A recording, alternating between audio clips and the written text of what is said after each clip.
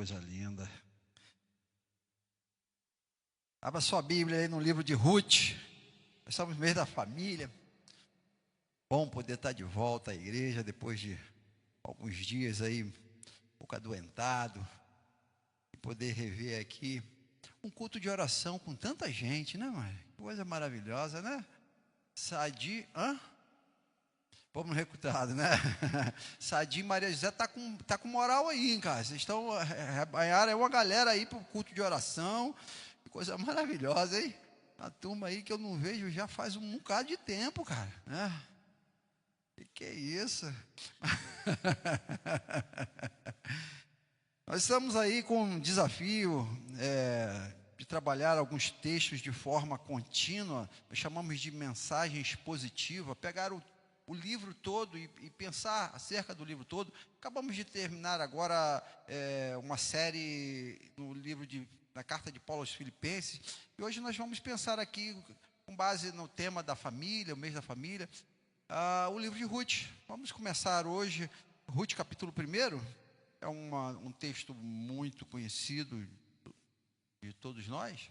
E vamos fazer essa leitura a partir do versículo 1, que diz assim: Nos dias em que os juízes julgavam, houve fome na terra de Israel. E um homem de Belém, de Judá, foi morar por algum tempo na terra de Moabe, com a sua mulher e os seus 2 filhos.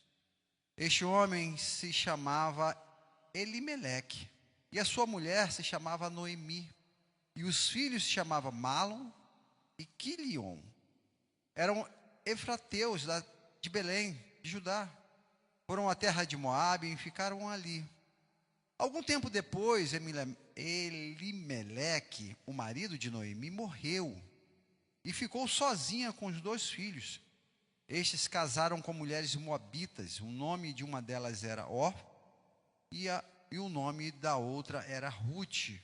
E ficaram ali quase 10 anos. Depois morreram também Malom e Quilion, os 2 filhos de Noemi. E assim ela ficou sozinha, sem os 2 filhos e sem o marido.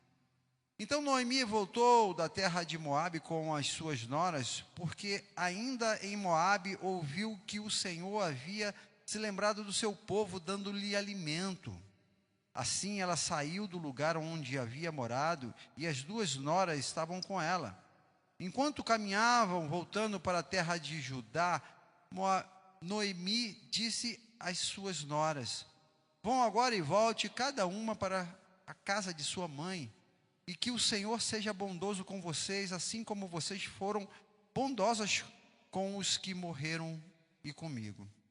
E o Senhor faça com que vocês sejam felizes, cada uma na casa do seu novo marido. E deu um beijo em cada uma delas, e elas, porém, começaram a chorar alto e disseram: Não, nós iremos com a senhora para junto do seu povo. Mas Noemi disse: Voltem, minhas filhas, por que vocês iriam comigo? Vocês acham que eu ainda tenho filhos em meu ventre para que casem com vocês? Voltem, minhas filhas, vão embora, porque sou velha demais para ter maridos, e ainda que eu dissesse, tenho esperança, ou ainda que eu casasse esta noite e tivesse filhos, será que vocês iriam esperar até que eles viessem a crescer? Ficaria tanto tempo sem casar? Não, minhas filhas, a minha amargura é maior do que a de vocês, porque o Senhor descarregou a sua mão contra mim. E então de novo choraram em voz alta. E Orfa, com um beijo, se despediu da sua sogra, porém Ruth se apegou a ela. Então Noemi disse: Veja, a sua cunhada voltou para o seu povo e para os seus deuses. Vá você também com ela. Porém Ruth respondeu: Não insista para que eu deixe e nem me obrigue a não segui-la, porque onde quer que você for, eu irei, e onde quer que pousar, ali pousarei eu. O seu povo é o meu povo, e o seu Deus é o meu Deus. Onde quer que você morrer, morrerei eu, e aí serei sepultada.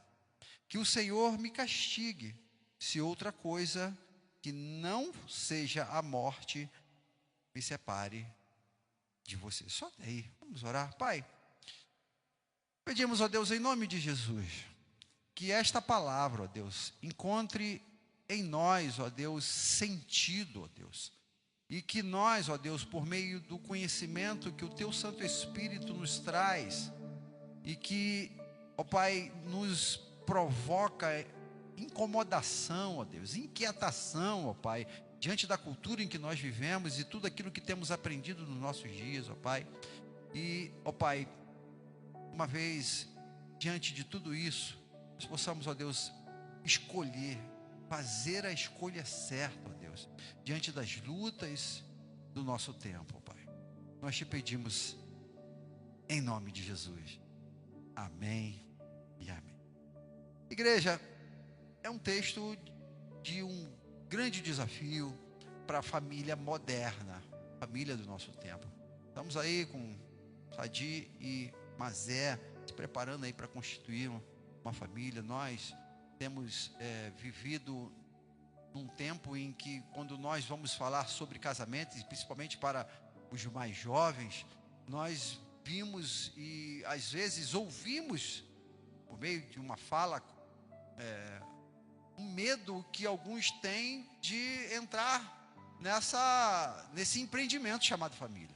Tamanho insucesso do tempo moderno, tamanho as lutas que a sociedade tem, ou parte da sociedade tem feito de uma forma tão intensa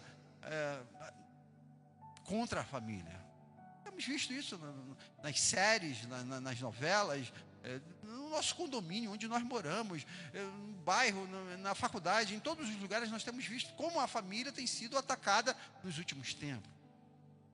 E olharmos para a Bíblia, olharmos para a vida real, porque a Bíblia, ela, de maneira alguma, ela tenta florear algo,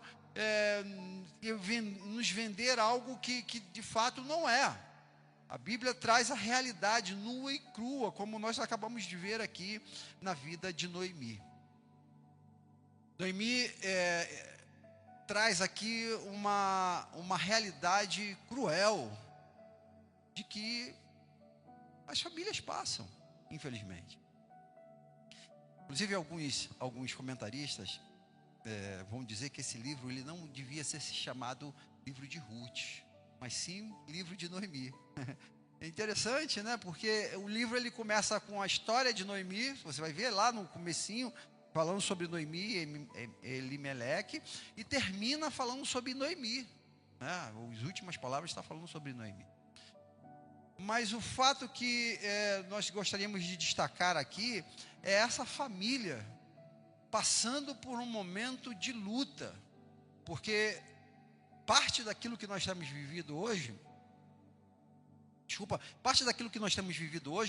tem como um desdobramento a fraqueza do nosso tempo, onde as pessoas estão acreditando, ou parte da nossa sociedade acredita de uma forma ingênua, de que nós não vamos viver dificuldades. E principalmente, a igreja, ou parte da igreja. Acredita que uma vez você com Deus na sua vida, tudo vai correr bem. Você ali seguindo a Jesus e sendo na linhagem de Israel, a sua vida vai ser uma bênção. E venha para a igreja e pare de sofrer. É o slogan, né, do tempo moderno. E aí quando você se depara, entra num casamento e de repente vê algumas... Desculpa ter uma palavra tão pessimista, né? Mas é o que aconteceu aqui. Tragédia aconteceu aqui. A mulher perde o marido e logo em seguida perde os filhos. Tragédia. Por que Deus deixaria ou faria questão de deixar na sua palavra uma tragédia, para a gente ter um conhecimento de uma tragédia acontecendo no meio de uma família? Aqui nós acabamos de ver. Talvez para acabar com uma geração tão fraca como a nossa, e de que quando passa por uma adversidade não tem força para encarar, porque acredita que tudo vai correr muito bem a partir do momento em que nós estamos ali seguindo a Deus, ou de alguma forma sermos filhos de Deus, ou então estamos numa igreja. Aqui o texto eu queria destacar com vocês e pensar: famílias vivendo tempos de crise. Igreja, uma coisa aqui para vocês. Vocês sabem, então, tiveram acompanhando aí durante algum tempo, eu acho que talvez aqui a maioria, a luta que eu estou passando, né? Uma luta enorme, familiar, que talvez eu não passo aí não sei, há décadas. Me recordo de um tempo tão difícil na minha vida como esse que estou passando. E alguém pode pensar assim: mas o pastor deve estar em pecado? Não é possível, porque a cultura religiosa do nosso tempo acha que nós não temos a possibilidade de passarmos por luta. Vemos aqui agora há pouco os irmãos pedindo oração. Irmã Gessi, acho que 5 pessoas vão passar por cirurgias mês que vem, da sua família. Não é possível, a irmã Gessi está em pecado, a família da irmã Gessi, né? Nós vemos aqui a irmã Vanessa pedindo oração pelo pai. Temos acompanhado o caso da irmã Vanessa e o seu pai. O fato é, meus irmãos, que nós não estamos livres das adversidades da vida, e nós temos que ter postura, hombridade, força, coragem para enfrentar as lutas da vida. Que tragédia que acontece na vida dessa mulher aqui, meus irmãos, que talvez eu ouso a dizer que qualquer um de nós aqui não teríamos força para levantar da cama ao passar por perto disso que Noemi estava passando. Talvez entrando numa depressão profunda, não sei, alguma coisa assim terrível, perder marido e 2 filhos. É isso que esse texto está nos ensinando. Pensarmos nas crises, em nome de Jesus, para que isso não chegue na casa de vocês, na nossa casa, essa tragédia que aconteceu na vida de Noemi. Mas nós precisamos ser mais fortes diante das lutas, ter coragem, enfrentar os desafios. Nós sabemos, você é aluno da Escola Bíblica Dominical, você quase não vem nas quarta-feiras orar, mas você é aluno da Escola Bíblica Dominical, né? Vou perder aqui, né, a chance, né, Edvaldo? Vai te chamar para você estar para orar mais aqui. Mas o aluno da Escola Bíblica Dominical sabe que esse período, até porque nós lemos aqui no primeiro versículo, que era no tempo de Juízes. Isso aqui aconteceu no tempo de Juízes, e o tempo de Juízes foi um dos piores períodos da história de Israel. O povo foi mais ou menos ali, um pouco mais de 3 séculos, alguns comentaristas vão dizer 350 anos, de intensa vulnerabilidade espiritual, moral, material do povo de Israel. Eles viviam numa gangorra espiritual, uma hora firme, outra hora mais ou menos, daqui a pouco em pecado, vinha destruição, eles se arrependiam, Deus mandava um libertador, um juiz, e eles voltavam de novo para o caminho certo. Daqui a pouco o libertador, o juiz morria, eles começavam uma vida de pecado de novo, se arrependia, vinha destruição, se arrependia, o libertador, e eles ficavam nesse 355 anos, mais de 350 anos, nessa oscilação, nessa gangorra espiritual, moral, ética, um pouco parecido daquilo que nós estamos vivendo, esse mundo em que nós estamos vivendo. E, meus irmãos, eu costumo dizer para aqueles que estão mais próximos, acho que já falei isso aqui de púlpito, eu creio muito no movimento pêndulo da história, que a história, ela tem um pêndulo que vai passando, e ela chega no momento do ápice, e depois ela volta e sobe de novo e desce nesse movimento. Pensando isso na história de uma forma geral, nós vamos ver que a sociedade cresce enquanto sociedade de conhecimento, de ética, de moral, mas daqui a pouco ela começa num declínio e chega no outro, chega num ápice do declínio e ela volta. Nós vamos ver isso na história por muitas vezes. E eu tenho orado para Deus para que a gente comece a sair dessa ascensão de maldade no mundo que nós estamos vivendo, principalmente contra a família, porque não é possível piorar, meus irmãos, não é possível. Ou nós voltamos para o outro lado e começamos a crescer novamente, em moral, em ética, em espiritualidade, ou Jesus está voltando, das duas uma, porque a sociedade tem caminhado para uns dias terríveis. A gente tem visto isso aqui ao longo do mês da família. Domingo eu pretendo falar um pouco mais sobre o estudo que eu estou fazendo aí. Mas o fato é que nós estamos vivendo um tempo ruim, muito ruim, para a história da família. Famílias estão se desfazendo com uma simplicidade tão grande, né? Com qualquer motivo estão sendo desfeitas. E aqui nós vamos ver algo tremendo. Eu queria pensar aqui rapidamente. Por conta desse momento difícil que o povo de Israel estava vivendo, Deus manda a fome. Eles vivem num tempo de fome. A fome era uma espécie de julgamento divino para aquele tempo. Você vai ver isso na história bíblica. Várias vezes a fome chegando como uma espécie de Deus apertando. A luta em que nós estamos vivendo no nosso Brasil e no mundo, eu creio que é Deus apertando o Brasil. As lutas em que nós estamos vendo, para a igreja brasileira, elas sair desse momento de destruição das famílias, se arrepender e Deus mandar um libertador, mandar uma nova onda, um avivamento na igreja, e a gente volte a viver uma igreja plena, uma igreja que vive o evangelho, uma igreja que ama as famílias, um novo tempo em nome de Jesus. Mas o que nós vamos ver aqui claramente, é que no primeiro versículo, é que as famílias, elas passam, ou podem passar por crises. Nos dias dos juízes, nos dias que os juízes julgavam, houve fome na terra de Israel, e um homem de Belém de Judá foi morar por algum tempo na terra de Moabe com a sua mulher e 2 filhos. Aqui rapidamente, gente, quando essas crises acontecem, parece que há uma tendência, em parte de nós, da igreja do Senhor Jesus Cristo, não encarar a crise. O que tem aí? Tem fome. A fome é de quê? É de pão. A fome é espiritual, é o pão vivo que desceu do céu, é alguma escassez que está acontecendo na nossa casa. Essa família aqui decide fugir, decide tomar uma decisão de sair de Judá, de Belém, e ir para Moabe, uma terra estrangeira, uma terra ímpia. Vocês conhecem, vocês são alunos da escola bíblica dominical, vocês sabem que o povo moabita era um povo perverso, resultado de uma relação incestuosa entre Ló e as suas filhas. As filhas de Ló estupram o seu pai, embebedam, estupram o seu pai, e disso nascem 2 filhos, Amon e Moabe. E esse povo, os moabitas, os amonitas, foram terríveis para a história de Israel. E é para lá que esse povo, é para lá que Elimeleque foge com a sua família, para o meio desse povo perverso.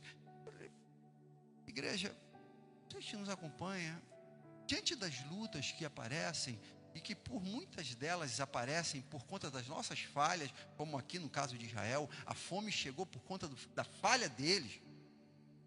Vamos tentar encarar essas lutas, tentar mudar a nossa realidade, e não fugir delas. Fugir nem sempre é a solução, e ainda mais para onde nós temos tentado fugir. Aqui eles tomam uma providência diante da ausência e da escassez, uma fuga. Pensar diante das nossas lutas, da nossa casa, das nossas famílias, lutas que todos nós podemos passar, talvez não fome, não desemprego, não ausência de dinheiro, estamos correndo das nossas responsabilidades em vez de enfrentá-las. Essas fugas vão gerar desdobramentos, que versículos 3 e 5, de 3 a 5, diz assim: algum tempo depois, Elimeleque, o marido de Noemi, morreu. Ela ficou sozinha com seus 2 filhos, e esses se casaram com mulheres moabitas, e o nome delas era Orfa, e a outra era Ruth, e ficaram ali quase 10 anos, e depois morreram também Mahlon e Quilion. Interessante que o nome Mahlon e Quilion, Mahlon quer dizer doença, e Quilion quer dizer fraqueza ou falha. Olha os 2 filhos que que Noemi tem, e que coloca, você sabe que isso na história de Israel, o nome tem um peso muito grande na história dele. O nome de um era doença, e o nome do outro era fraqueza, e os 2 morrem. Morre o marido, morre os seus filhos, E ela fica ali completamente desamparada com as duas noras. Deixa eu fazer um parênteses aqui rapidinho, gente. Uma polêmica. Polêmica é ótimo para YouTube, né? A gente vira rapidinho um meme, né? Viraliza.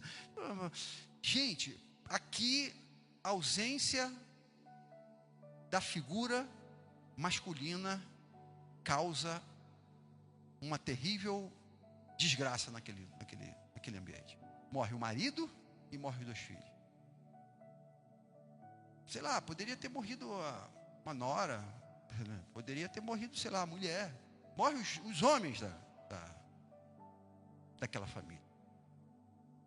Nós estamos vivendo num tempo, Fábio Silva, tem que botar esse curso de homem aqui na igreja cada 3 meses aí. 3 meses tem uma aqui. Nós estamos vivendo num tempo em que a figura masculina está sendo assassinada todos os dias por meio de uma cultura feminista. Tudo bem, irmãs? Amém? Amém. Sei. Os homens estão sendo abafados. Olha, essa semana, aqui, gente, o problema que está acontecendo aqui, tiraram os homens estão morrendo. Você sabe que os homens morrem 7 anos em média mais cedo que as mulheres. Bom, uma série de fatores. A gente não se cuida tanto, né? A gente anda meio correndo, né? E a gente vai morrendo, primeiro que elas, geralmente, né? Em regra, é assim, pelo menos 7 anos antes. Aqui morrem os homens. E nós estamos vendo uma época em que os homens estão morrendo no seu papel masculino. Tem homem aí que tem homem aí que está mais ou menos homem, cara. Homem aí fazendo sobrancelha de volta. Não dá, rapaz. A minha filha, ela faz sobrancelha. Ela fala, pai, tá com os pelos aqui, pai, deixa eu tirar assim, né? Aí fica aquela briga. Aí às vezes eu deixo, né? Mas não conta para ninguém não, gente. Eu fico assim, cheio de vergonha, sabe, Luiz? Né? Já pensou se alguém tira uma foto e me vê fazendo sobrancelha, cara? Que negócio esquisito. Mas tem uns aí raspando as pernas, Nonato. Lá no Maranhão tem isso, Nonato? Entra alguém no Maranhão. Hoje em dia o negócio está meio estranho, né, cara? Mas eu quero dizer, a masculinidade do nosso tempo está sendo destruída, cara. Eu sei que há uma linha muito tênue aí, né? O pessoal fala, homem desculpa a expressão, homem é porco, homem não sei o quê. Né? Não tem essa história dela? Mas esse negócio de... Não, cara, peraí, Nonato. Tem ninguém aqui que faz sobrancelha não, né, gente? Tem não, né, gente? Homem, tem não, né? Aí, Duda, não faz isso com ele, Duda. Só chegar lá no quartel, a sobrancelhazinha de régua. Não dá, rapaz. A gente está vendo a morte dos homens do nosso tempo, Rafael. E aí, por conta disso, tem um monte de confusão acontecendo, cara. Um monte de confusão. E aí, a gente precisa resgatar. Essa semana, aconteceu um negócio engraçado comigo. Eu fui pegar o metrô. Aí, entrei no metrô, entrei num vagão lá, cara, que só tinha mulher. Eu dei esse mole, não sabia, cara. Aí entrei no metrô, no vagão das mulheres. Aí uma jovenzinha veio assim, moço, você está no vagão das mulheres. Eu fiquei tão sem graça, gente, mas tão sem graça. Eu me senti um ogro, sabe? Um tarado ali no meio das mulheres. Eu me senti mal, sabe, Leonardo? E ao mesmo tempo, assim, confessando aqui do meu coração, viu, meus irmãos? Eu me senti desvalorizado também. Não sei, por que eu não tenho um vagão homem, né? Aí eu falei, e o vagão dos homens, onde fica? Não tem, assim, você espera, aí ela falou, na próxima estação você desce e vai. Aí quando eu entrei no outro vagão, tinha homem e mulher. Eu falei, não, isso está errado, cara. Eu acho que eu vou apanhar lá fora, né? Tem vagão de mulher, mas não tem vagão. Olha, gente, eu sei que é importância, tem muita loucura acontecendo aí e tal, né? A gente sabe disso. Mas deixa eu falar como homem que defender a minha raça, a minha turma, meu gênero. Tem umas coisas que vocês mulheres estão ganhando que a gente não está ganhando, cara. Olha, eu vou reivindicar, eu quero um vagão de homem, Edvaldo, eu quero. Porque não é possível, você tem para mulher, tem que ter para homem. Eu sei que agora a coisa está tão, né? Vai ter vagão para trans, vagão para pet, vagão para não sei o quê, né? Um monte de coisa, né? Reboca, aí, né? Vai ter. Mas o que eu queria destacar aqui, meus irmãos, como homem, falando como homem, existem coisas que fazem parte do papel, os papéis masculinos e femininos, né? Mas eu fui para o outro vagão, assim, meio que assim, chateado, Nonato, de coração, abrindo meu coração aqui para vocês. Eu fui assim, meio que humilhado para o outro vagão. Porque há uma valorização da cultura, uma tentativa de valorizar as mulheres, isso é bonito, né? Vocês foram judiados aí por séculos, mas estão esquecendo de valorizar os homens, gente. É aqui que é o ponto que eu queria trazer aqui, só para fechar um parênteses aqui. Os homens, tá cada vez mais difícil ser homem, cara. Não tem cota para homem, não tem valor para o homem. Você tá no ônibus sentado, se chegar uma mulher, você está no salto, tem que levantar para a mulher sentar. Não, você faz parte do cavaleirismo. Tá? Por que ninguém levanta para o homem sentar, cara? Não posso estar cansado. Eu estou aqui levantando minha bandeira de homem, viu, gente? É até estranho vocês ouvirem um negócio desse. O pastor está falando uma grande besteira aí. Mas eu estou tentando trazer aqui um outro olhar da sociedade em que estão nos desvalorizando. A figura masculina está sendo desvalorizada. Isso aí, pronto, falei. É isso aí, é o que eu estou me sentindo. Então eu quero um vagão de homem, pronto.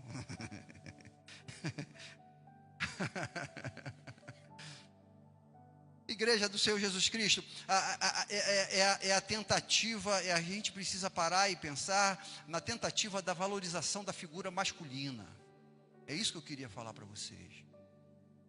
A valorização da figura masculina.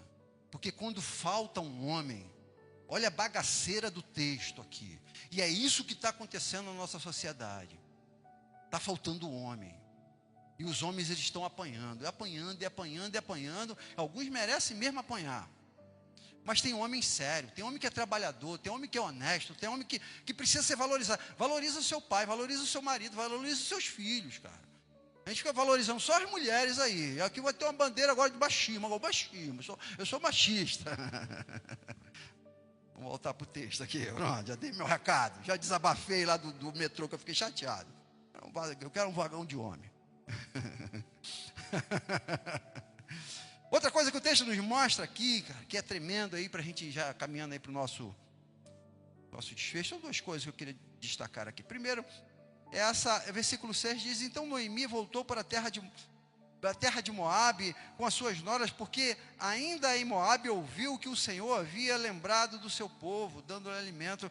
Essa visitação da misericórdia de Deus, derramando graça no tempo de crise, no tempo de adversidade. Deus visita o seu povo, querido. É essa fé que nós precisamos ter no meio da crise, que Deus vai visitar, Deus vai trazer o pão, Deus vai trazer a provisão. Está me faltando a palavra aqui. Deus vai dar o escape. A gente precisa confiar nisso, que em algum momento Deus vai se virar por meio da sua misericórdia para o seu povo e vai nos visitar. E foi isso que as mulheres ouviram. Falaram assim: olha, Deus está visitando Israel e está trazendo alimento para aquele povo. E quando Deus visita o seu povo e restaura a fome e acaba com a fome, isso provoca um desejo de retorno para ajudar. A ausência de pão, a fome, tirou aquela família de Judá. E o retorno do pão por meio da visitação de Deus fez com que aquela família voltasse para o centro da vontade de Deus, que era estar lá na terra, que era a terra que Deus prometeu para eles, a terra que mana leite e mel. É estar atento à visitação do Senhor, aonde Deus está mandando pão. Igreja do Senhor Jesus Cristo, nós temos visto um movimento dos desigrejados. Pessoas que estão se afastando da casa do pão, da onde tem pão. É aqui o início do texto. Mas quando eles percebem a visitação de Deus, eles voltam para esse ambiente onde Deus está e onde Deus está matando a fome daquele povo. E além de voltar, Noemi ela ainda volta com as suas noras. No meio do caminho, ela fala assim: olha, você volta para a casa de vocês. E há toda aquela discussão, e acaba que Ruth decide ir junto, e a gente vai falar isso daqui a pouco para encerrar aqui. Mas eu queria destacar essa atenção de Noemi, que diz o texto, que ela ficou atenta para a visitação de Deus, restaurando a fome, restaurando o povo de Judá. Se tem um dos textos que nos chama muita atenção no Antigo Testamento, é Isaías capítulo 7, versículo 14, diz que, portanto, o Senhor mesmo lhe dará um sinal, e eis que a virgem conceberá e dará à luz a um filho, e lhe chamará de Emanuel, o Deus presente. É o pão vivo que desceu do céu. É essa certeza de que de onde está o Emanuel hoje na nossa vida, na nossa família.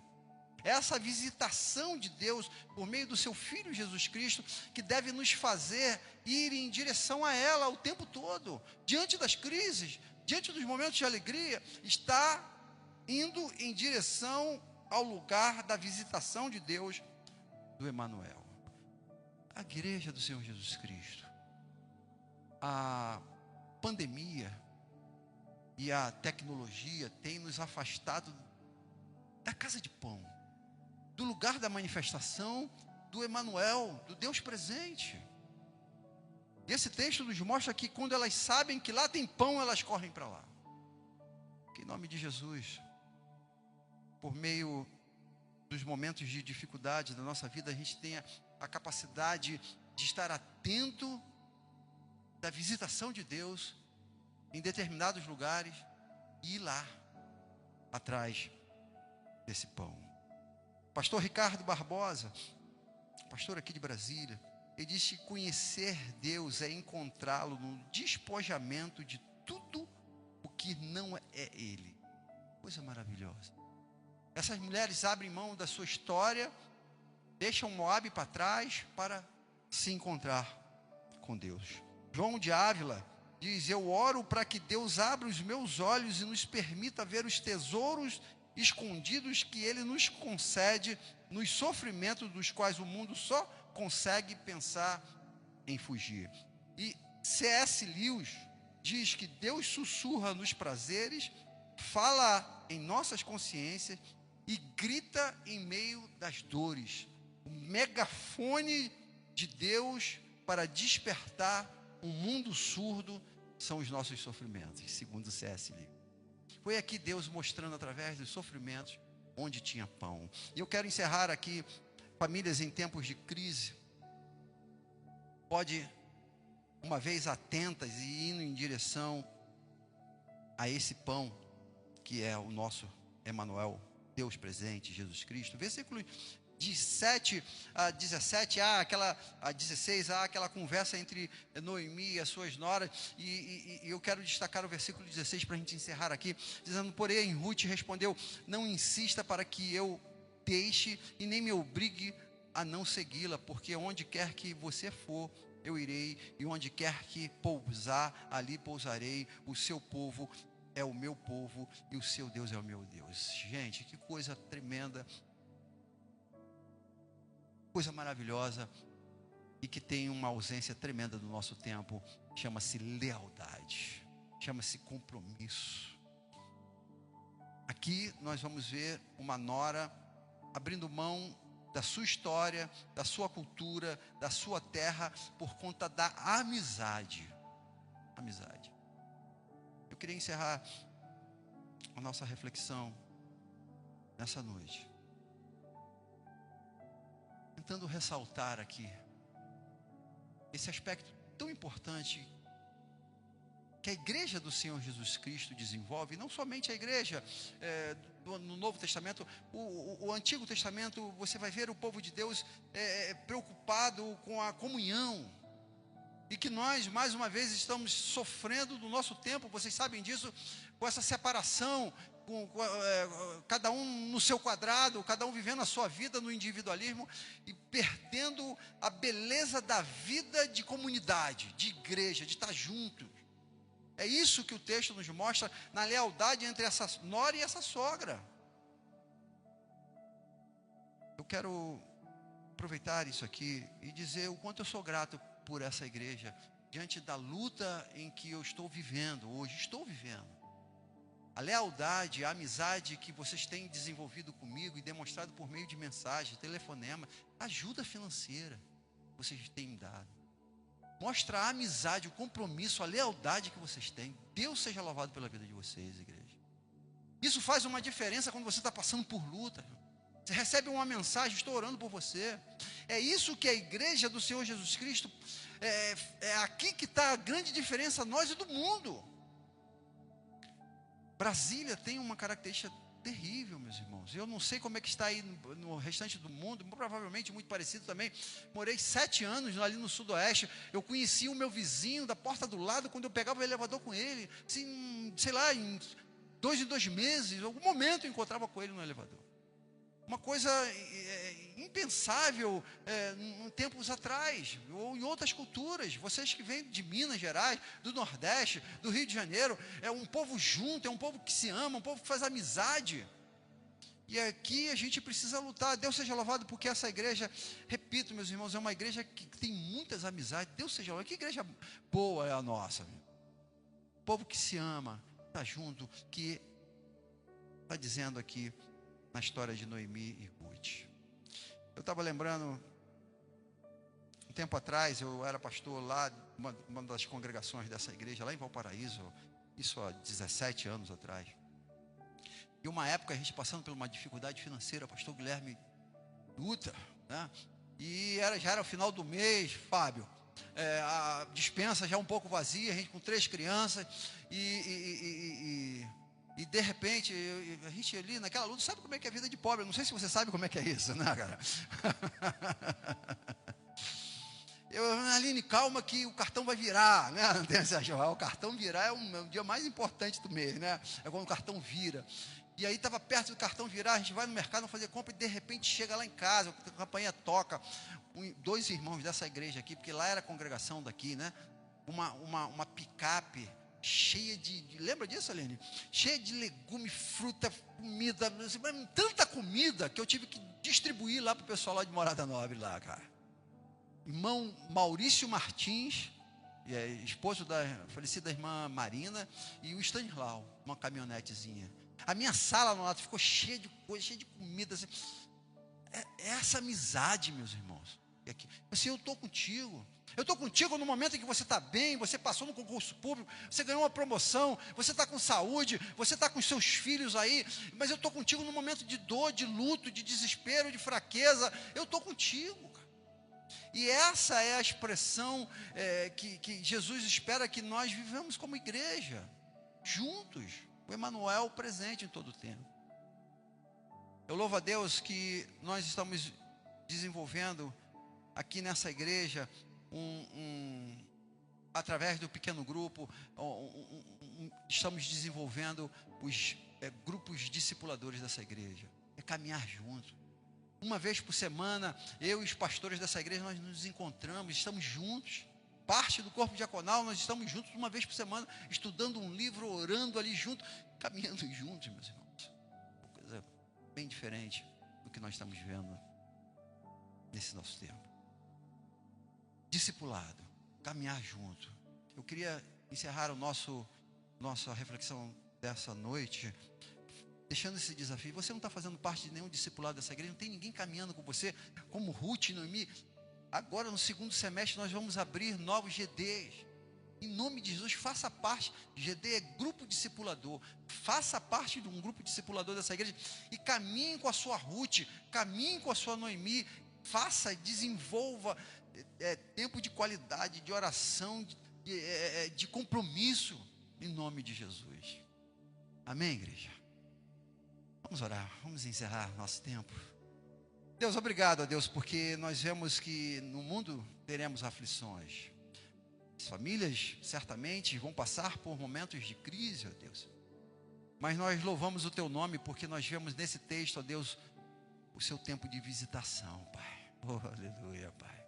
Nesse tempo de visitação, o Senhor restaura, ó Deus. O Senhor acaba, põe fim, ó Deus. Nesse tempo de visitação, nós nos encontramos com o Senhor, ó Deus. E o Senhor restaura, acaba com a nossa fome, ó Deus. Nós te louvamos, ó Deus, porque podemos, por meio dos momentos de crise, de luta, nós podemos desenvolver amizades verdadeiras, ó Pai. Amizades, ó Deus, que nós vamos levar para a sepultura, e da sepultura, ó Deus, aí no céu, ó Pai. Aleluia. Nós te glorificamos, ó Deus, porque temos vivido isso aqui nessa igreja. Pai, ajuda-nos a buscar novas Rutes, novas Noemis, ó Deus. Ajuda-nos, ó Deus, a desenvolver tempos de qualidade e de amizade, para que por meio dessa amizade, lealdade, compromisso, nós possamos, ó Deus, viver dias melhores aqui na terra. Nós te pedimos isso em nome de Jesus. Amém e amém. Você pode ficar de pé? Que o amor de Deus Pai, que a graça salvadora de Jesus Cristo Filho, que a comunhão e as consolações do Espírito Santo de Deus, o nosso doce e eterno Consolador, seja com esta igreja e com todo o povo de Deus espalhado em toda a face da terra, agora e pelos séculos dos séculos. Amém e amém. Tenham todos uma ótima noite, em nome de Jesus.